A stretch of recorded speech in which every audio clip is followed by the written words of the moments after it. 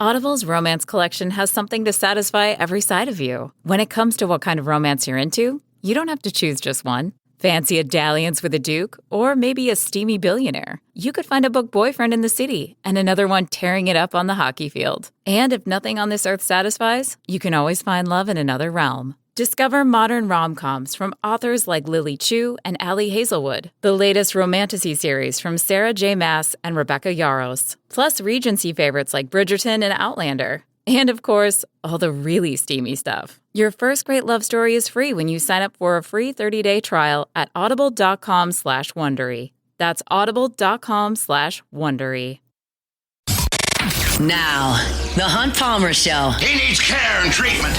You are now listening to The Hunt Palmer Show, brought to you by Daryl May of Trustee Properties on 104.5 ESPN Baton Rouge. Is this a great country or what? Locking down the middle of the day, live from downtown Baton Rouge. This is Hunt Palmer.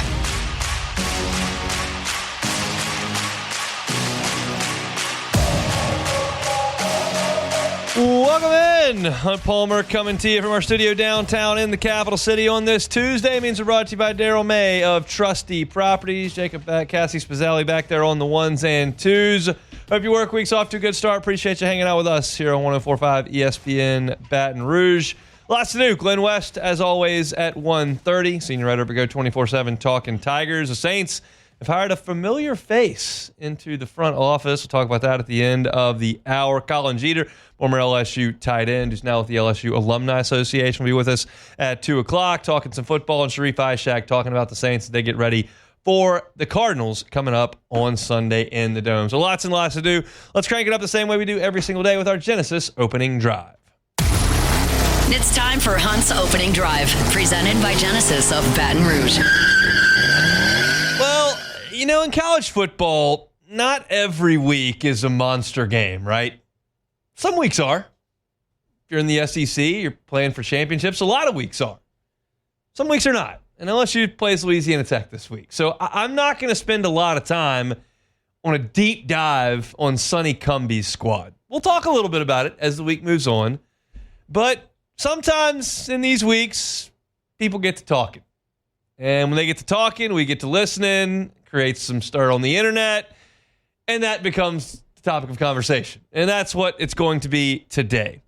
Dabo Swinney took to the microphone in review of Clemson's loss, leading up to not the most important game on their schedule here.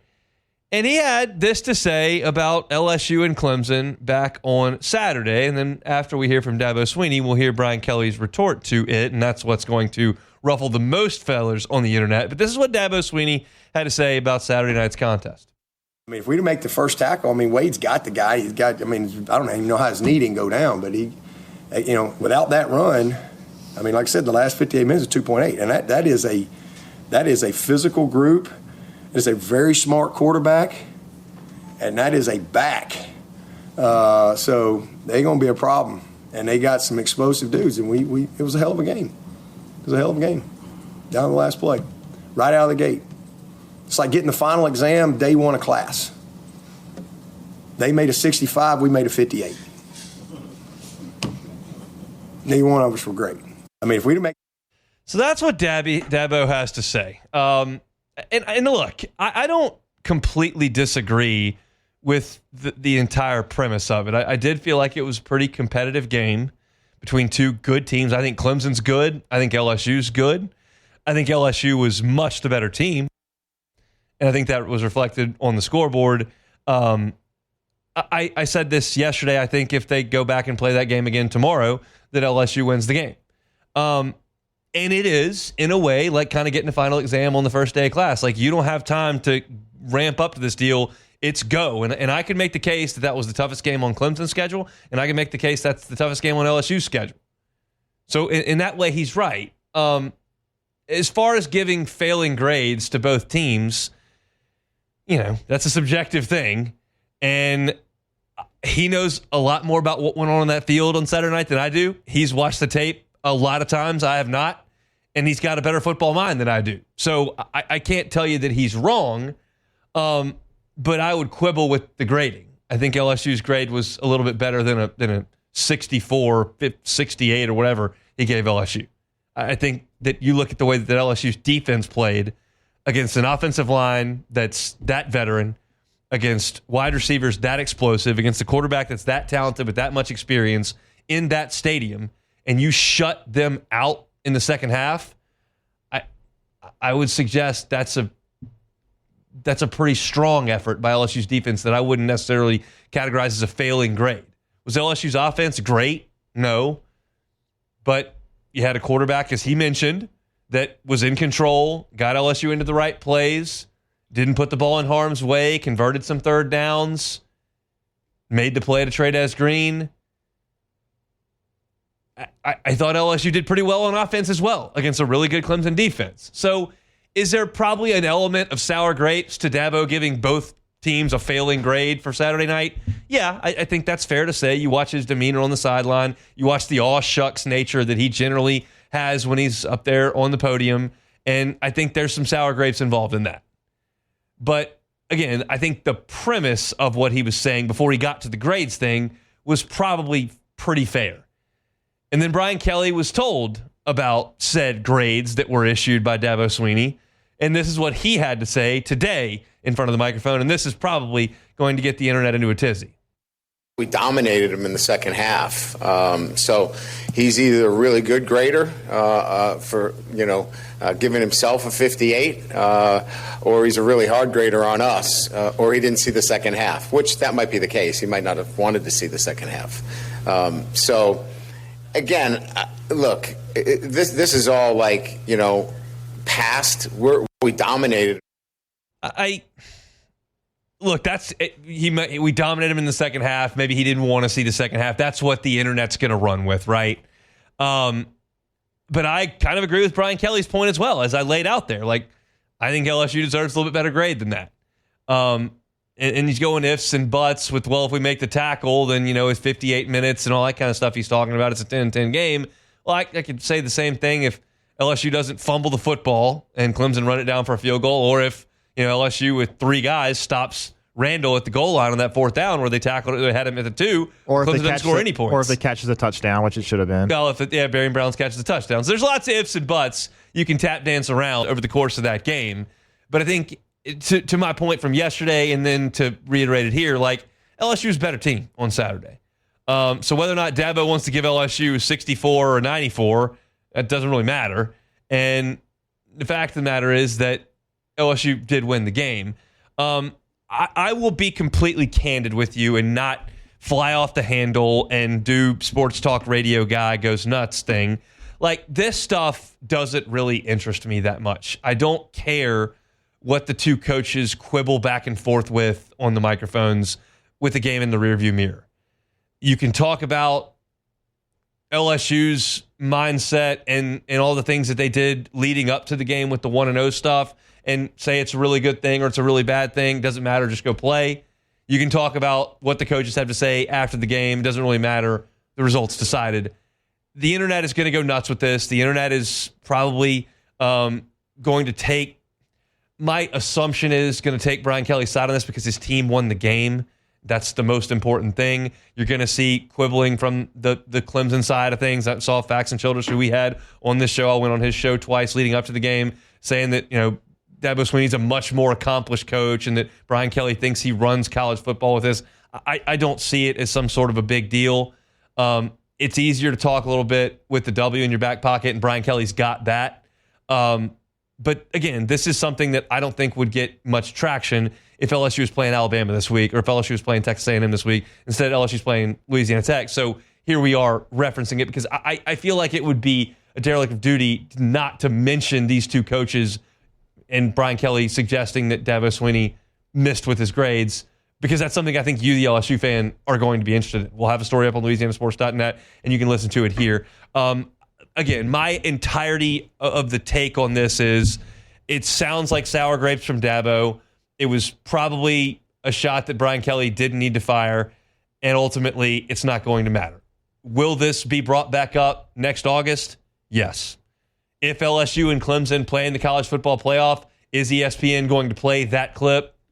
Yes. Is it going to generate a ton of impressions on Twitter in the next 3 hours? Yes. Does it matter at all to me? No.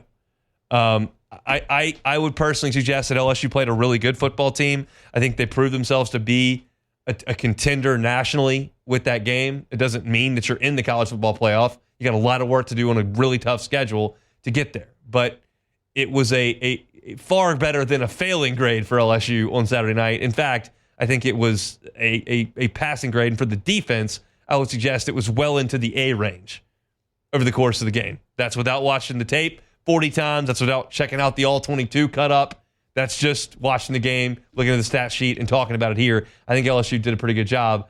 Dabo, sour grapes a little bit. Yeah. Brian Kelly probably didn't need to do that. Yeah. I'm going to leave that in the rearview mirror at this point. The housekeeping that came out of today as far as Brian Kelly's press conference went, Destin Hill, wide receiver, Florida State transfer, only played 2 snaps in the game on Saturday. He broke his left hand. That, to me, you say wide receiver, broken hand, I'm thinking that's 6-8 weeks because, well, you kind of need your hands to catch the ball and to block, the 2 things that wide receivers do. I'm wrong. Brian Kelly said today that they had a procedure yesterday on the left hand. They put a plate in it that stabilized the hand. He will miss this week for Louisiana Tech, but should be able to go out there in a limited capacity next week. So sounds like, by the time LSU plays Southeastern, I wouldn't suggest Destin Hill is going to be a big factor in the game against Florida next week. 1, he was a second-team, third-team player. 2, he's coming off a broken hand. You've got a lot of wide receivers that need their opportunity to play, so I doubt he's a big factor in the game against Florida. But the next week against Southeastern, you would imagine Destin Hill very much could factor into that game as it gets well out of hand probably in the second quarter. So bad news that Destin Hill's got a broken hand. Good news that it appears he can return pretty quickly based on the procedure that he had. So that was really the only significant injury issue that LSU had. You certainly had Davian Ramos cramp up, which when he missed that field goal, cramped up. It was an ugly-looking kick. He should be fine. Came back and kicked the extra point on the touchdown there. So no significant injury issues to this point for LSU as they get ready for Louisiana Tech coming up on Saturday. So that's a look at the highlights of the Brian Kelly press conference. Now we'll move on into the rest of the show. Got a lot to get to over the course of the next hour and 45 minutes or so. Glen West going to be with us coming up in about 20 minutes. When we come back, let's talk about LSU's offensive line. We talked about it all August, and we didn't talk a lot about it yesterday because there were a lot of things I wanted to get to. I'll give you my thoughts as well as the Pro Football Focus grades on LSU's offensive front when we come back. The Hunt Palmer Show. You're listening to The Hunt Palmer Show, brought to you by Daryl May of Trustee Properties. Looking for land to hunt or build? Call Daryl May at Trustee Properties.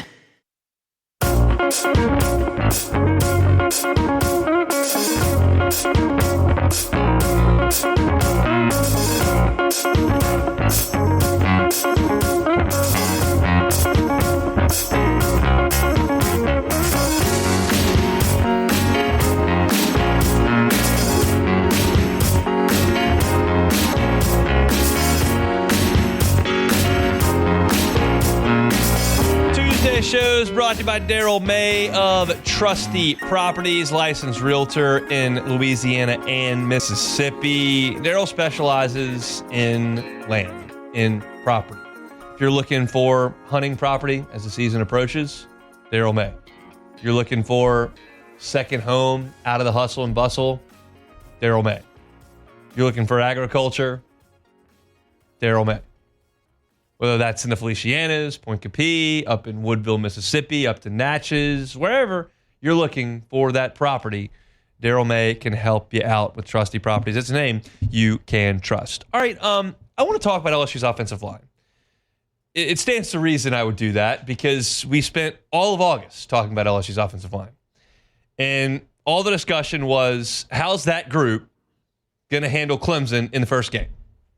TJ Parker. How are they going to block this guy? 11 sacks. Top 10 pick. Like, how are you going to handle that guy? Look at what they brought back in the middle of that defensive front. Like, it's dudes. How is a completely new unit going to handle that? And I wouldn't suggest LSU dominated at the line of scrimmage. I think that would be a little bit bold. But they held their own. 1 sack, 2 pressures. Nussmeier had some time to operate. I thought the offensive line acquitted itself nicely. Now, Pro Football Focus knows a little bit more about this than me, and they're certainly going to put an objective grade on everybody. And I was interested to see kind of what that looked like now that the dust has settled. Now, Braylon Moore got SEC Offensive Lineman of the Week, and his grade reflected that, especially in pass protection. He graded an 85.8 in pass blocking. Again, I feel like with the new season, I need to kind of be specific here. An 85.8 is an exceptional grade. If you grade out in the 70s, that's a good day of work, no matter what you're doing. 80s is elite. You never see grades in the 90s. It rarely happens. So an 85.8 is an exceptional mark as far as pass protection goes. He was in pass protection 43 snaps, did not allow a sack, did not allow a pressure, did not allow a hurry, did not have a penalty. He was great as your anchor in the middle, and that's a huge deal for LSU. For LSU's offense to be good, Braylon Moore is going to have a great year, and he had a great first game in pass protection. Josh Thompson and Paul Mabenga next to him at guard in pass protection, exceptional. 84 for Thompson, 81 for Mabenga. That is great stuff from those guys. That is the middle of your offensive line. That is your offensive line interior getting the job done. If your tackles get beat from time to time, one, that pressure takes longer to get to you off the edge than it does right up the gut. And two, Garrett Nussmeier can see that coming and make an adjustment to it. Nussmeier is not the fastest dude on the field, but he does have great pocket awareness and the ability to get rid of the football far more often than not. That's why he did not take, it's part of the reason he did not take many sacks last year. He had a great offensive line at pass blocking in front of him, but he also gets rid of the ball very, very quickly. Brian Kelly talked about it today. His average release time was at about 2.5 seconds on Saturday night. That's great stuff.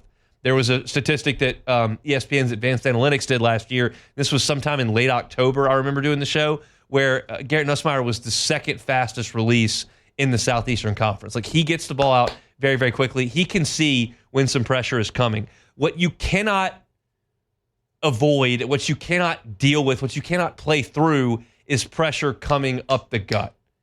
If you get beat at center and guard in pass rush consistently, you cannot operate an offense. And LSU's three guys in the middle all graded over an 80 in pass protection. That is excellent, excellent work. Now, you look at the tackles, and they didn't have as good a day according to PFF.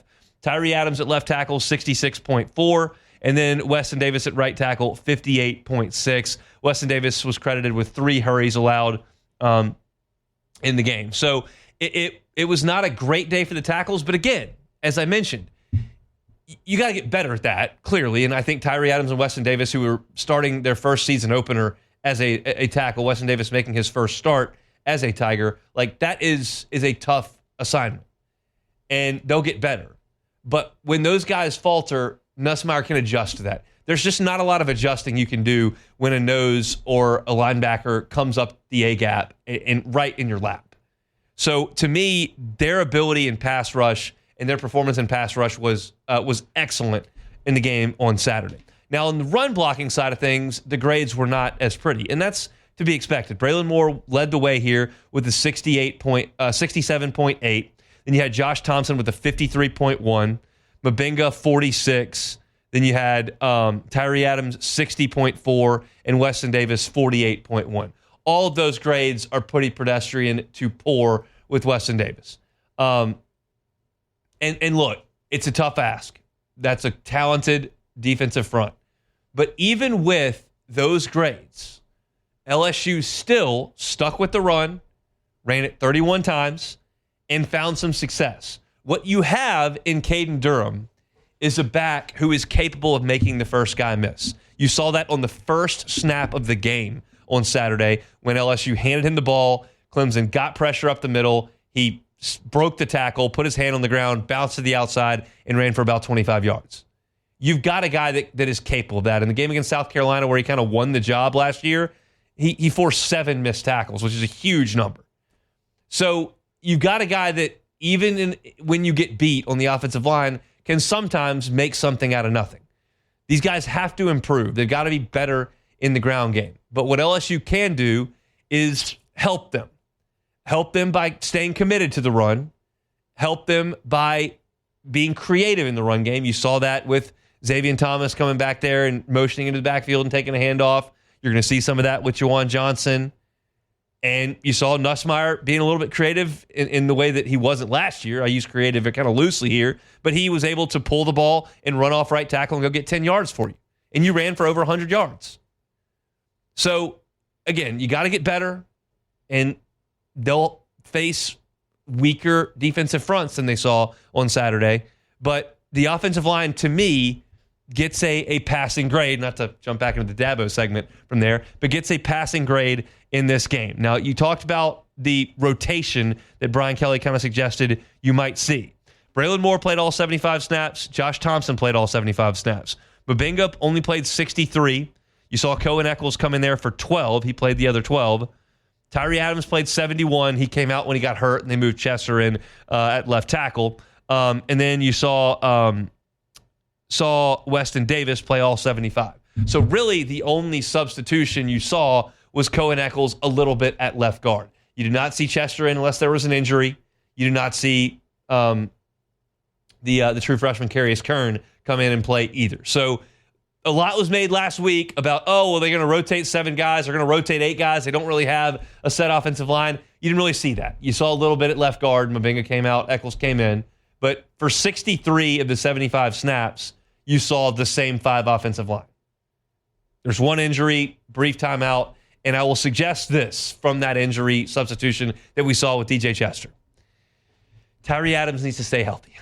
That's something that needs to happen. I did a segment, wrote a story on LouisianaSports.net, most indispensable guys on the roster, and I went through 5 names. I would add Tyree Adams to that list now because that's not a guy you want coming out if you're going to put DJ Chester at left tackle. DJ Chester was a center last year. He's worked at left guard. I've never even seen him work a tackle, and he was the first offensive tackle brought in. It was not Carius Kern. It was not Ori Williams. It was DJ Chester. That's not what you want at left tackle. Chester is fine as a swing guy on the inside, not left tackle. So that's something to keep an eye on as the season moves forward. LSU needs Tyree Adams to stay healthy. I thought that the offensive line did a good job. You get a week this week where you're dealing with an outmanned opponent, and we'll see what they can do against a talented Florida team, but not as talented as Clemson. And if those guys continue to build, this is something I've harped on all of August, and I'm not moving off this at all. If LSU's offensive line plays well this year, they're going to be hard to beat. Not unbeatable. Not natty favorites, I would suggest. But they're going to be hard to beat if that offensive line plays well. And I thought they were on the right track on Saturday. Wasn't dominant. They held their own. The grades reflect that. The scoreboard reflected that. The flow of the game reflected that. I think kudos to all involved with the LSU offensive line. It was the biggest question we had all August entering that game, and they passed the test. Good on them on Saturday night. All right, our LSU content you can find at on YouTube, Hunt on LSU, wherever you find your podcast, Hunt on LSU. If you're just looking for the LSU stuff, not real jazzed up about hearing about the Saints or whatever else we may be talking about on a given day, you're just looking for your LSU stuff, you can get it. Hunt on LSU, wherever you find your podcast. Subscribe up to that channel. We certainly appreciate y'all for helping us out with that. We got lots to do over the next 90 minutes. Colin Jeter is going to be with us in 35 minutes. Former LSU tight end, now at the LSU Alumni Association, going to sit down with us every single Tuesday, talk some ball. So looking forward to that conversation. We'll have Sharif Ishak from down in New Orleans coming up at the bottom of hour number 2. When we come back, Glen West, senior writer, Go 24/7, talking Tigers next. The Hunt Palmer Show. Highland Insurance Group, HighlandIG.com is that website. Unfortunately, checked out the tropics today, and there's another disturbance that is potentially going to form over the next couple of days. No word on what that path might be, but you understand the risk living where we do this time of year. Hurricanes are inevitable. It's been a quiet season so far. We like that. Hopefully it stays that way. Won't stay that way forever. Make sure your property policy is ready to respond in a storm. It's not just the limit of your building, which is important. It's not just the deductible, which is important. What about your co-insurance penalties that you might be lined up for? What about any sort of exclusion? What about the types of deductible that you have, whether it's named storm, whether it's hail, wind? Check it out.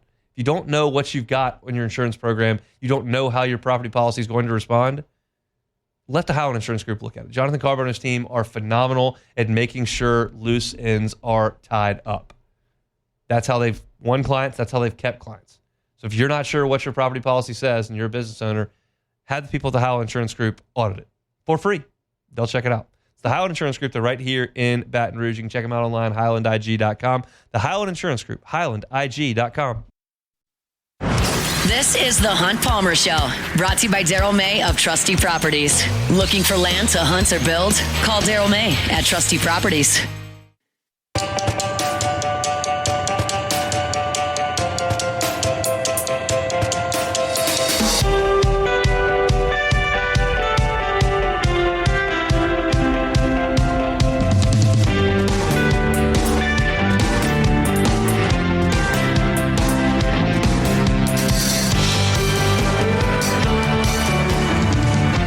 Shows brought to you by Daryl May, Trustee Properties, licensed realtor in Louisiana and Mississippi. Looking for a spot on the coast, past Christian, Mississippi, maybe?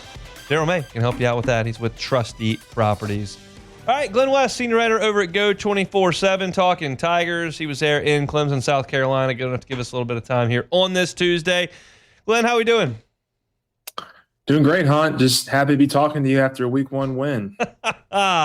That's never happened before, has it? I mean, I don't think so. We weren't doing this in 2019, so yeah, I can promise you it has not happened. How was Clemson? How was the environment? How was the energy around campus? What'd you think? Yeah, I was pretty impressed with the pregame atmosphere.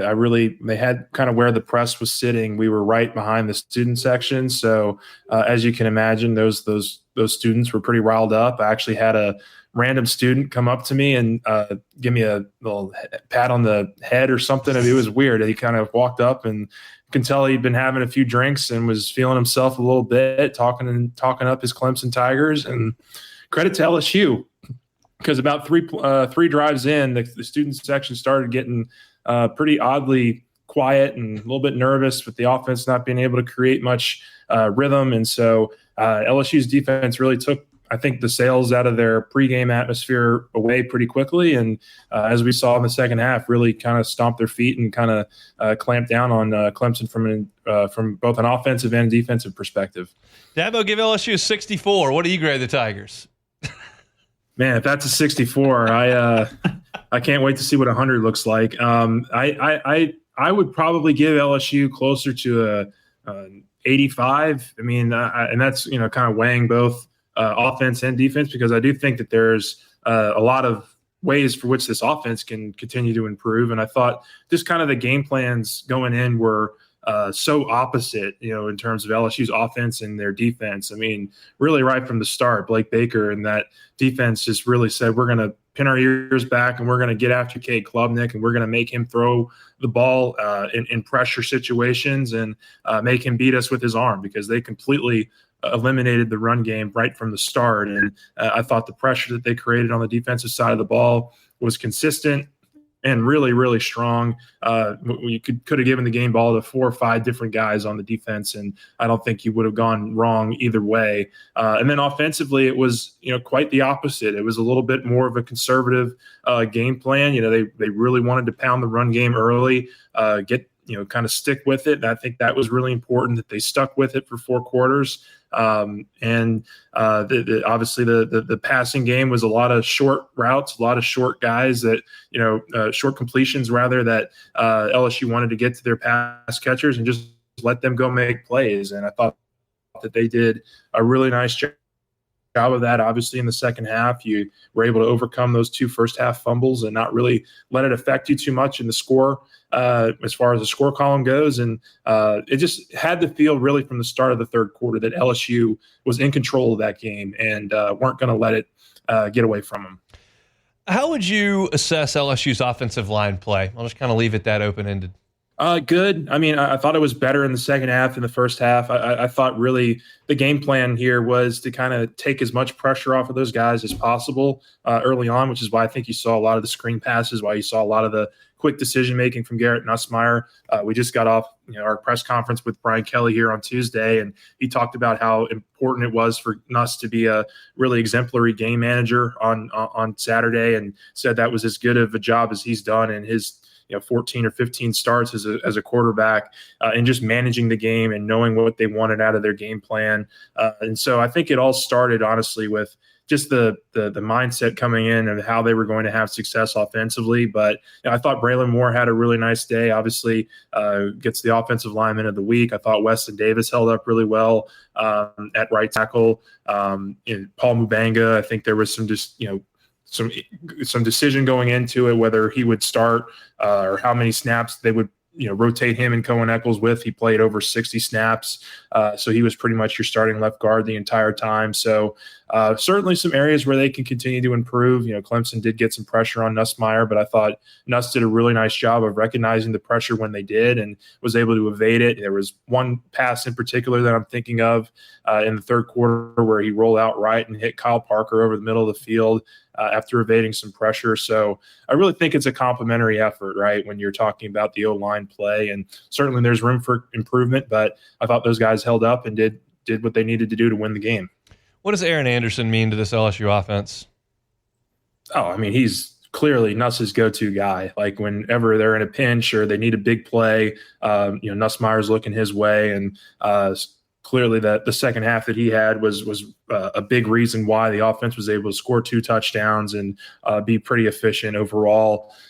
Just really electric speed guy that when he gets the ball in his hands, you don't really know where he's going to go or what can happen. I mean, he can turn a short little 4-yard pass from Nussmeier into a 40-yard gain down the field, and he's just a really precise route runner as well. And I just think there's a lot of built-in trust there with how much Nussmeier went to him in clutch situations last year. So he's obviously going to be a huge central piece to this thing. And, I think that as the season goes along, you'll see LSU get more vertical as well. And that should really open up what Anderson can do in the middle of the field in the slot. So really strong start for him. Obviously, with him missing some of that fall camp, you were curious of how he would look coming out of the gates, and certainly looked pretty strong in my eyes. Matt asked him about Ashton Stamps today, who did not play on defense. And Brian Kelly said, look, we're going to play the guys that we think give us best chance to win. That's a little stunning to me that he didn't get on the field. What did you make of that, and kind of what do you think it means? Yeah, I think it was a little bit surprising to me that he didn't get one single snap in that game. And he was the guy that really for the entire first 3 weeks the media was out there. Ashton Stamps was pretty glued to that first team opposite of Monsieur Delane. And so, it was definitely a decision that we needed to ask him about here on Tuesday. But look, I think when you look at the game and just how it played out and the two guys that were rotating in and out, opposite of Delane, I thought PJ Woodland and DJ Pickett had really nice performances. I think the best thing you can say about Pickett is that he played 25 snaps and you didn't even know he was out there. Like, he was just really consistent, really locked down. I think they targeted him once, and it was an incompletion. And so he did his job of holding up in that as a rotational piece. And then PJ Woodland obviously comes off the edge there and gets the big first drive sack and really was kind of playing with a lot of energy and momentum throughout the entirety of the game. So it sounds like that's the 3-man group right now at cornerback. And judging by the results on Saturday, I don't know how you can't continue to lean into those guys full time going forward. How good do you think this LSU defense is? I think they have a chance to be pretty special. You don't want to get too caught up in the moment and start thinking about the top defenses that have ever played here at LSU. But I just find it just immensely impressive that for a group that I went back and I counted 10 players that were not on this roster last year that played significant snaps, was able to come together here in this first game and have such a clean performance. I mean, 0 penalties. They didn't allow a 10-yard rush from Clemson the entire night. those were obviously two huge bugaboos with this defense in previous seasons. And so it just tells me they have really mature players, really veteran, experienced players here that have been able to gel together really quickly. And you never really know, right, when you go into the portal and you have such a massive overhaul with the defense or with, any side of the ball, just how that's going to translate. But I think this group has shown that it can be one of the better defenses in the SEC. And usually when you're one of the better defenses in the conference, you're probably one of the better defenses in the country. So it's 1 week. I do want to see what this group looks like when DJ Lagway and company come to town here on September the 13th. But it's an A+ start, and they're well on their way to being one of the better defenses that I think we've seen here, certainly in recent memory. What's a point or two of emphasis for this week with Louisiana Tech? What would you like to see on Saturday?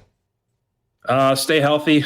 I mean, just get out of there healthy and really glued into the game plan. I mean, I think for me, one of the biggest things I'd like to see is maybe the offense getting a little bit more vertical, maybe trying some different things with their O-line in terms of just protections and, I think everybody just having a little bit of a piece of the pie. Like, this is a game that LSU should win pretty handily, but just how many guys they're able to get onto the field and just the efficiency with which they're playing. You don't want to follow up a great performance like that with, kind of a mediocre, kind of just, walking through it kind of a performance. You want to continue to elevate yourself week in and week out. And that's been the theme of this team for ever since the beginning of fall camp, just focusing on that next opponent, going 1-0. And I think that's going to be their major focus and should lead to a pretty hefty result here on Saturday. Looking for team coverage, recruiting coverage, you can find it Go 24/7. Glenn's the senior writer over there. Appreciate a little bit of time. We'll see you tomorrow at Play Interviews. All right. Thanks, Hunt. Glen West, senior writer at Go 24/7. I think you're going to see a pretty inspired LSU team on Saturday. I really do. It has been such a bummer to get ready for the home opener the last 4 years after a deflating loss away from home to open the season. Because there's nothing you can do against Southern or Grambling or Nicholls that's going to make you feel any better about getting beat by UCLA or Florida State or USC. You can't, it's an FCS team. You're going to beat them by 50. There's nothing you can do to get rid of that bitter taste in your mouth from the opening loss against an outmanned opponent. Conversely, you win the game against Clemson, you come out and it's like a celebration. It's a welcoming home. It's a coronation of a great win against an outmanned opponent. Because it's going to be hot out there, and LSU's going to win the game by 40, and there's not that type of suspense doesn't exist with this, but it becomes a celebration, and that's the cool thing about Saturday. I'm really excited to get in the stadium and to watch them play without the big burden of whether or not you're going to run the season off the rails, which kind of felt like at this point last week. You need to go win this game, because if you don't, you're walking a high wire. For Clemson, it doesn't really matter because all they're trying to do is win the ACC. LSU's path to win the SEC is a lot more difficult than Clemson's path to win the ACC. There's a reason Clemson's won that league 4 out of 5 years. So it becomes really difficult to make the playoffs, and at large, you lose that first game. LSU don't have to worry about that now. And you certainly don't have to worry about that with Louisiana Tech coming in here. So I think you're going to get an inspired effort from LSU in that type of environment. And then you strap it on and get ready for some conference ball coming up next week. Appreciate Glenn for giving us a little bit of time here on this Tuesday. We'll take time out. Saints made a very interesting hire that was announced today. We'll talk about it next. The Hunt Palmer Show. One Bath and Closets. OneBathAndClosets.com is the website. David Duvall and his team, 30 years redesigning and remodeling bathrooms and closets. Safety is a big issue, especially in the bathroom for folks that are aging. There's someone in your life who you feel like might be in a hazardous situation in the bathroom, do what you can to mitigate that risk. Put in non-slip floors, put in handrails, put in walk-in tub, put in a shower with a bench, all these types of additions to a bathroom that can mitigate the risk of significant injury. If you've never thought about that, but now you're thinking, oh, well, that might be a decent idea. Just call David and have him talk you through what that process looks like. Financing's available, 0% up to 18 months, same as cash. They're going to do it right the first time and leave the competition behind. It's One Bath and Closets. You can find them on the website, onebathandclosets.com. Onebathandclosets.com. You're listening to The Hunt Palmer Show, brought to you by Daryl May of Trustee Properties. Looking for land to hunt or build? Call Daryl May at Trustee Properties.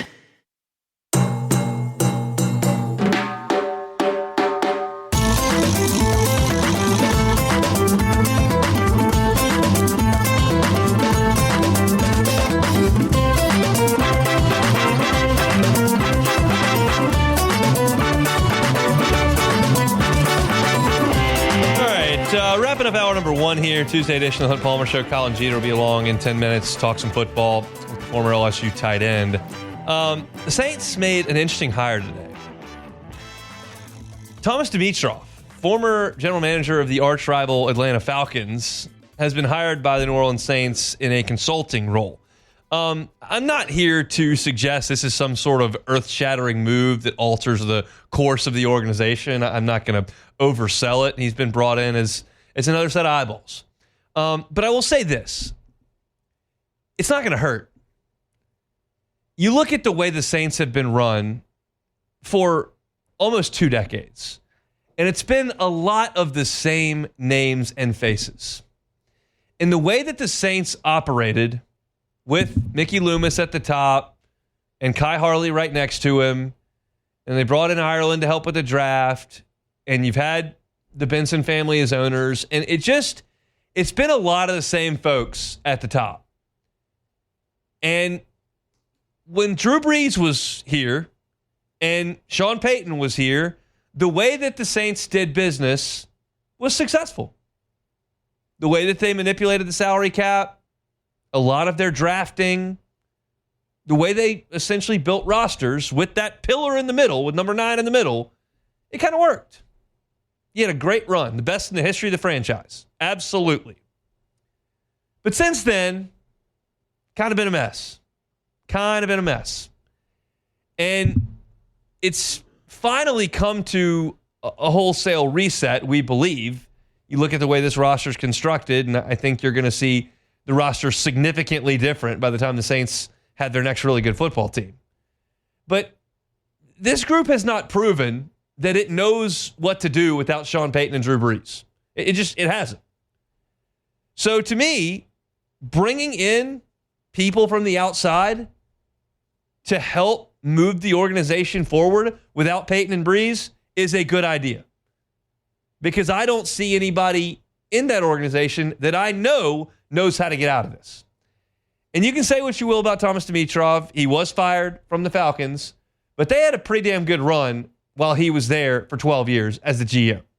His first draft pick ever was Matt Ryan, and they had a lot of success in the Matt Ryan era. They got to an NFC Championship game early on, just came up short against the Packers, then ultimately got to the Super Bowl. We know what happened there. It's fun to poke fun, 28-3, all that's great and dandy. But that was a damn good team that Thomas Dimitroff put together. Wasn't perfect, but this is an industry that chews up and spits out GMs, coaches, and quarterbacks. And Dimitroff stuck around for 12 years. Now, you can suggest that's Arthur Blank's fault. Whatever.